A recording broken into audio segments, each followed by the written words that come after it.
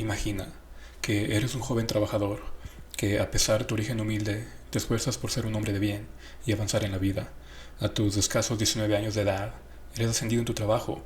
Tu padre, tu única familia, vive contigo y goza de buena salud.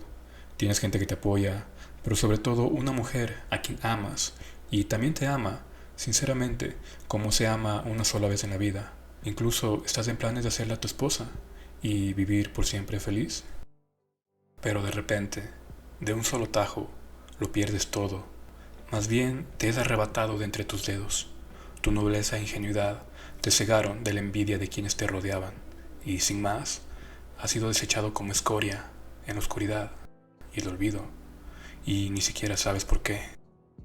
Así comienza una de las mejores historias de venganza, si no es la mejor a secas que se haya escrito, la cual ha sido inspiración y base para muchas otras historias. El Conde de Montecristo fue escrito por Alexander Dumas en 1846. Es una historia que gira en torno a la venganza, justicia, retribución, pero también a la lealtad, al perdón y la absolución. Nota curiosa: Dumas tomó mucha inspiración del caso de la vida real de un zapatero de nombre Pierre Picot, que vivió una situación similar a la del Conde de Montecristo. Hablando del conde, Edmond Dantes, nuestro personaje principal, es víctima de un castigo completamente inmerecido, pero sobrevive y emerge de la oscuridad como un ángel vengador y con una cantidad de recursos a la par de su sed de venganza. Edmond Dantes era un joven marinero honorable y transparente, que tenía un futuro prometedor, pero que fue traicionado vilmente y sin la menor sospecha por tres personajes principales. Mondego, un militar interesado románticamente en la prometida de Dantes; Danglars, un compañero de trabajo que envidiaba su carrera; y Villefort, un fiscal que es capaz de cualquier cosa para proteger su posición. Como ya se mencionó, Dantes era un joven al que todo parecía irle bien, y cuando estaba literalmente a punto de casarse con su amada Mercedes, es arrestado y acusado de ser bonapartista, por ende, traidor al régimen francés de ese momento. Dantes confía en el sistema y en su inocencia, pero es engañado y arrojado como presidiario al castillo de la isla de If. Ahí es torturado y vejado. En su encierro pudo volverse loco, pero encuentra esperanza a través de la amistad de otro hombre también injustamente apresado, el anciano erudito Ave Faría. Así, ambos ponen todo su tiempo y esfuerzo en planes de escape. Durante años, Faría instruyó a Dantes en un sinnúmero de temas, y antes de fallecer le revela el motivo de su aprisionamiento: el lugar de un exorbitante tesoro escondido. Faría muere, y Dantes escapa de la isla tomando el lugar del cadáver de su único amigo, y siendo arrojado al extenso mar, él también es dado por muerto. Pero Dantes no solo sobrevive, sino que empieza una nueva vida, se apropia del tesoro de la isla de Montecristo, y así nace el conde, un personaje frío y calculador, con una cantidad de dinero imposible de gastar en una sola vida. Emergiendo del abismo, nace el alter ego del conde. Montecristo planea ir por cada uno de los que le han jugado mal, pero no planea una venganza rápida e indolora, sino una lenta e impasible, y solo cuando los haya hundido, como lo hicieron con él, en la oscuridad absoluta, solo entonces hace estar el golpe final. El conde se ve a sí mismo como un ángel castigador, la propia mano airada de Dios, ya que su fin no es solo venganza, sino justicia. Bien, existen sinnúmero de adaptaciones de esta historia, desde películas, series, telenovelas, cómics, etc. Y en este video vamos a rankear solo las principales adaptaciones fílmicas, que son un número manejable, pero antes definamos un par de parámetros de comparación. Número 1. ¿Qué tanto se apega a la novela? No precisamente que se adapten fielmente todos los capítulos, sino que se conserve lo fundamental y no se traicione la esencia y el mensaje originales. 2. ¿Qué impresión dejan ambas facetas del personaje principal? 3. Valores de producción, dirección, actuación, fotografía, soundtrack, etc. 4. Que los cambios efectuados sumen, o al menos que no resten a la historia.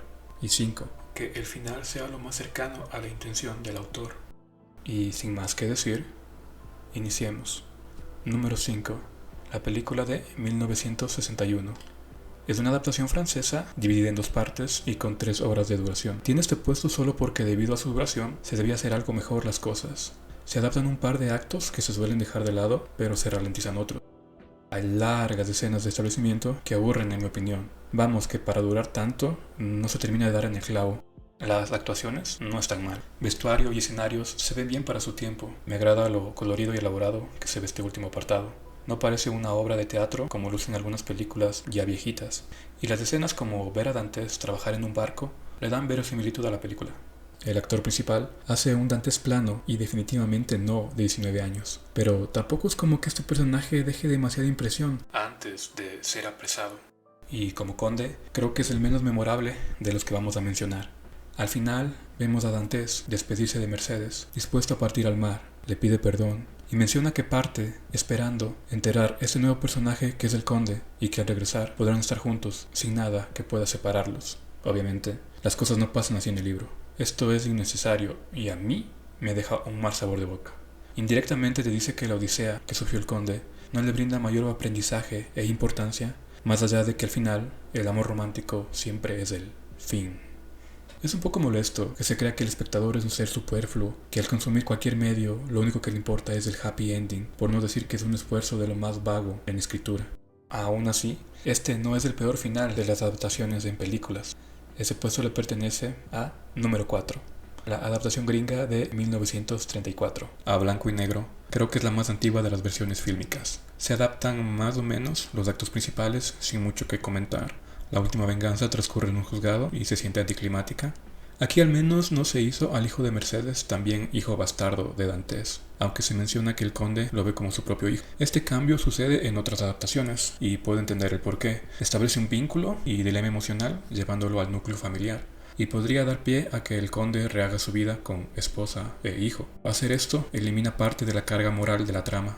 Pero lo que me molesta particularmente es que tiene el peor final de todas, y no por poco, es hasta cómico. Supongo que por la época se forzó un final feliz, de lo más, pero en realidad, de lo más cursi que he visto.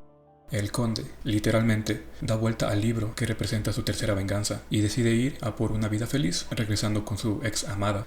El conde y Mercedes juguetean en las ramas de un árbol, recreando una escena de cuando eran jóvenes. Creo que vale la pena verlo por ustedes mismos. No sé si esto es más gracioso o cursi, pero sí sé que le resta valor a la travesía del protagonista y del propio lector o espectador. Y siendo justos, en la novela también hay un atisbo a este final cursi, pero está mejor manejado. No involucra al conde y a su amor del pasado, Mercedes, sino a otro personaje mucho más joven, Heidi. Esto debo admitir es un poco incómodo, por razones que no vamos a mencionar en este momento. Es mi suponer que fue un intento de Dumas de hacer entrever que el corazón del conde ya no es de piedra y como el de un muerto en vida, que hay una pequeña grieta en su fachada. En mi muy humilde y propia opinión, creo que quedaría esto mejor al aire. El desarrollo de personaje del conde es más que evidente. Su revancha por lo que perdió no debería resumirse en amor romántico, sino en sí mismo como individuo, sus dilemas y creencias en conflicto con sus ansias de venganza. Se supone que aún la pérdida de lo más sacro, lo más querido para el conde, lo ha hecho lo que es. No hay ya vuelta atrás. Su odisea es prueba de que se puede encontrar absolución a pesar de los pecados, esperanza a pesar de la traición, que aún duele, paz a pesar de todo lo perdido y que no se recuperará jamás. Número 3. Versión italo-inglesa de 1975. En valores de producción no está mal, pero nada sobresaliente. Al menos las locaciones se ven bien. Sobre los actos principales, estos tampoco varían tanto. Danglars, después de su ruina, toma el final que tiene Mondego en el libro, se aplica la de Kurt Cobain. Villefort, gracias a que no se eliminó un personaje secundario, es acusado no solo de corrupto y arribista, sino de cometer infanticidio. Y Mondego se bate a duelo con el conde en medio de una junta militar. El conde vence, pero no le asesta el golpe final, solo dice en voz alta: 4. El actor principal no hace un buen papel. Es gracioso que lo que más recuerdo de su interpretación sea la ridícula peluca que usa al convertirse en el conde. Y sobre el final, es agridulce supongo, pero al revés. Esta vez es Mercedes quien parte a la mar y rechaza el deseo del conde de retomar su antigua vida juntos. Le dice una verdad de la novela, y es que Edmond ya no existe como tal. El conde es lo que queda, eso y las consecuencias de sus actos, la huella imborrable de su venganza. Es raro escuchar en voz alta a Mercedes, siendo el catalizador de la resolución del conde. En el libro también existe un intercambio similar, pero no de manera en que el conde parece un objeto secundario, sin peso sobre la conclusión. No es un mal final, eso sí, considerablemente mejor que el anterior. Número 2. La versión del 2002. Regresamos a tierras gringas y se nota, la producción tiene un salto abismal como era de esperarse, producto de un evidente aumento de presupuesto. Esto queda claro viendo cómo arranca la película. Después del texto explicativo que vemos en casi todas las adaptaciones, iniciamos pues con una escena de acción, pero no un simple duelo entre un par de individuos, sino un escape y enfrentamiento impresionantes, donde hay varios extras uniformados, dobles de riesgo, caballos, disparos y toda la vaina. Esta escena me parece genial. Te muestra muy claramente la época y circunstancias. Además perfila muy bien a Dantes y a Mondego, que aquí es amigo suyo. Primeros minutos y ya se contrasta claramente ambas personalidades. Mondego es cínico y egoísta, dispuesto a actuar dudosamente por el propio bien. Dantes es honorable y fiel, anteponiendo a quienes estima sobre sí mismo. La dirección se atreve a no ser tan estática como las anteriores. No parece una película para televisión. Hay una mejora en la fotografía, paleta de colores, vestuario, incluso en las actuaciones. El actor principal hace un conde convincente, pero un mejor Dantes, con su ingenuidad y nobleza, que no desaparecen del todo al convertirse en el conde, aunque es opacado, en mi opinión, por sus compañeros. En particular, la actuación de Mondego y Mercedes me parecen superiores. Sobre la trama, los actos principales están adaptados de manera satisfactoria. Desde luego hay cambios como la caracterización de Danglars. Aquí el compañero de trabajo de Dantes es un hombre vil de manual hollywoodense, incluso su apariencia es algo caricaturesca, pero lo compro. El cambio está en que este villano no se va a la ruina tras ser engañado por el conde, sino que es atrapado tratando de robar un cuantioso botín. La venganza sobre el juez Villefort llega a través de un power move por parte del conde, que es un poco gracioso pero entretenido. En un sauna y completamente vestido, el conde acorrala al juez y sin sudar una sola gota le hace confesar sus crímenes, mientras son escuchados por terceros detrás de una cortina. Muy cliché, pero lo pasamos. Y antes de la venganza final, descubrimos que Albert, hijo de Mercedes, no es en realidad hijo de Mondego, sino de Dantes, lo cual ya mencioné, no me agrada sobre papel, pero las actuaciones lo hacen creíble, la carga emocional es palpable. Y... espera, ¿no es ese papacito Henry Cavill? Ya decía yo que esta película me estaba gustando más que las anteriores. Pero ya en serio, antes del duelo final entre Mondego y el conde, aparece el hijo de Mercedes a defender a su supuesto padre. Poco sabía él que su verdadero padre era de hecho el conde. Mondego, y al tanto de la situación, les deja pelear entre ellos porque esto es un ganar-ganar para él.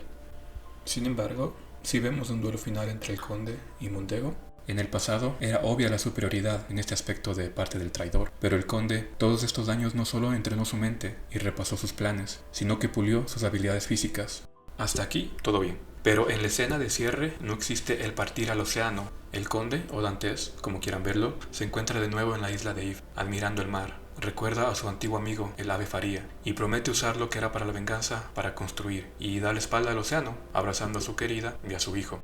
Al final se lee el texto escrito sobre una de las paredes donde fue encerrado Dantes. Dios me hará justicia.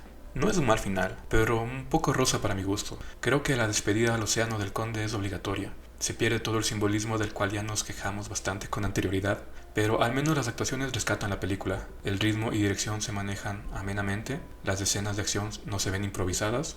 En resumen, se nota el presupuesto. Nota aparte, me agrada que se incluyera el personaje de Jacopo, interpretado por Luis Guzmán. Jacopo es un ejemplo de lealtad incondicional y además es presentado con una escena bastante cool, la verdad. Y finalmente, número 1, la versión francesa del 2024, la joya de la corona. Y es que, si planean ver al menos una adaptación, tiene que ser esta. Es la más reciente y ha recabado buenas y merecidas críticas. Todos los apartados tienen el nivel que se merecía esta obra de la literatura universal.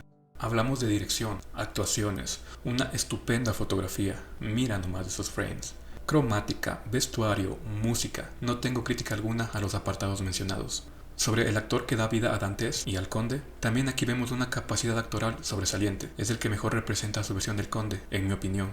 Así que sin más, revisemos la trama.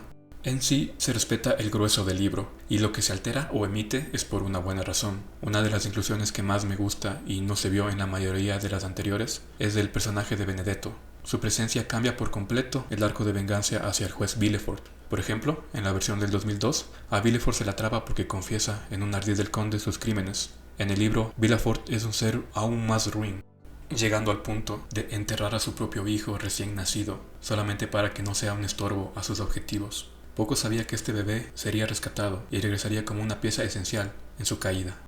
Ahora hablemos de otra inclusión que es un cambio a la vez.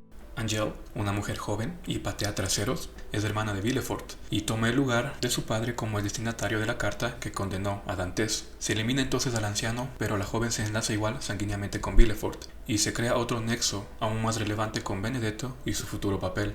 A quienes les desalienta este tipo de cambios, pues menudas sorpresas se van a llevar cuando vean que es un personaje no solo carismático, sino que tiene un mayor peso en la trama, sin afectar el desenlace original. Solo lo vuelve más interesante e incluso sirve como motor para la sed de venganza de Benedetto. En palabras de Angel, entre venganza y vida, escogí vida. Angel se convierte en otro espejo más para el conde, que le muestra que se puede elegir la vida sobre la venganza y sacrificarse al encontrar algo aún más importante. Los trágicos finales de Angel y Benedetto son dos caras de la misma moneda, unidas en el mismo infortunio, dos destinos que terminan en la muerte, uno habiendo protegido algo que es más importante que sí misma, y otro anteponiendo la venganza sobre cualquier cosa. Otro paralelo que vemos es el de los jóvenes amantes, Heidi y Albert, y el de los viejos amantes, el conde y Mercedes.